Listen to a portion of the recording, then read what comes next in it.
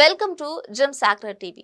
நான் உங்கள் விஜய் ஜெனிஷா அகஸ்டின். இந்த வீடியோல நல்ல சமாரியனின் கதை பற்றி தெரிந்து கொள்ளலாம். ஒரு நாள் நியாயப்பிரமாணம் முழுவதும் தெரிந்த ஒருவன் இயேசுவினிடத்தில் வந்து இயேசு தவறாக பிரசங்கம் செய்கிறார் என்று எல்லோருக்கும் தெரியப்படுத்த இயேசுவினிடத்தில் நான் நித்திய ஜீவனை பெற்றுக்கொள்ள என்ன செய்ய வேண்டும் என்று கேட்டான்.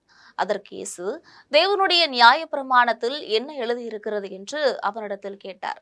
அவன் தேவனை முழு இருதயத்தோடும் ஆத்மாவோடும் பலத்தோடும் மனத்தோடும் நேசித்து நம்மை போல மற்றவர்களையும் நேசிக்க வேண்டும் என்று இயேசுவினிடத்தில் சொன்னான். அதற்கு இயேசு, நீ சொன்னது சரிதான், இப்படி நீ செய்தால் நித்திய ஜீவனை பெறுவாய் அப்படின்னு சொன்னாரு. ஆனால் நியாயப்பிரமாணம் முழுவதும் தெரிந்த அவன் தான் உண்மையாய் வாழ்கிறதை ஜனங்களுக்கு காட்ட வேண்டும் என்று இயேசுவினிடத்துல மற்றவர்கள் என்றால் யார் அப்படின்னு கேட்டிருக்கான். நியாயப்பிரமாணம் தெரிந்தவனுக்கு இயேசு ஒரு கதையை சொல்லியிருக்காரு. அதாவது ஒரு யூதன் எருசலேமில் இருந்து எரிகோவுக்கு போய் கொண்டிருந்தான். அப்போது சில திருடர்கள் அவனை சாகும் அளவு அடித்து அவனிடத்தில் இருந்த எல்லாவற்றையும் எடுத்துக்கொண்டு போய்விட்டனர். பின்பு யூதர்களின் ஆசாரியன் ஒருவன் அந்த வழியாய் வந்து கீழே விழுந்து கிடக்கிறவனை பார்த்துவிட்டு அவனை கண்டு கொள்ளாமல் வேறு வழியாய் போய்விட்டான். கொஞ்ச நேரம் கழித்து லேவியன் ஒருவன் அந்த வழியாய் வந்திருக்கான். தேவாலயத்துல ஆசாரியர்களுக்கு உதவி செய்யும் யூதர்களின் லேவி கோத்திரத்தார் தான் அவன். அவனும் கீழே விழுந்து கிடக்கிறவனை கண்டு கொள்ளாமல் அந்த வழியை கடந்து போய்விட்டான். இதற்கு பின்பு அந்த வழியாய் ஒரு சமாரியன் வந்தான்.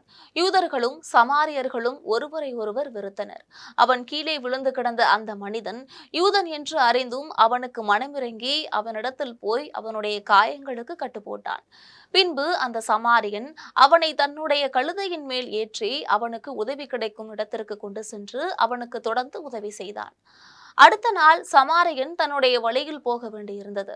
எனவே அவனை கவனித்துக் கொண்டிருக்கக்கூடிய மனிதனிடத்தில் கொஞ்சம் பணத்தை கொடுத்து, அவனை பார்த்துக்கொள், இதை விட அதிக பணம் செலவானால் நான் திரும்பி வரும்போது அதை தருகிறேன் அப்படின்னு சொல்லியிருக்கான். நியாயப்பிரமாணம் முழுவதும் தெரிந்தவனிடத்தில் இயேசு, என்ன நினைக்கிறாய்? திருடர்கள் கையில் அடிபட்டவனுக்கு அந்த 3 பேர்களில் யார் அவருக்கு இரக்கம் காட்டினான்? அதற்கு அவன், அவனுக்கு உதவி செய்தவன் தான் என்றான்.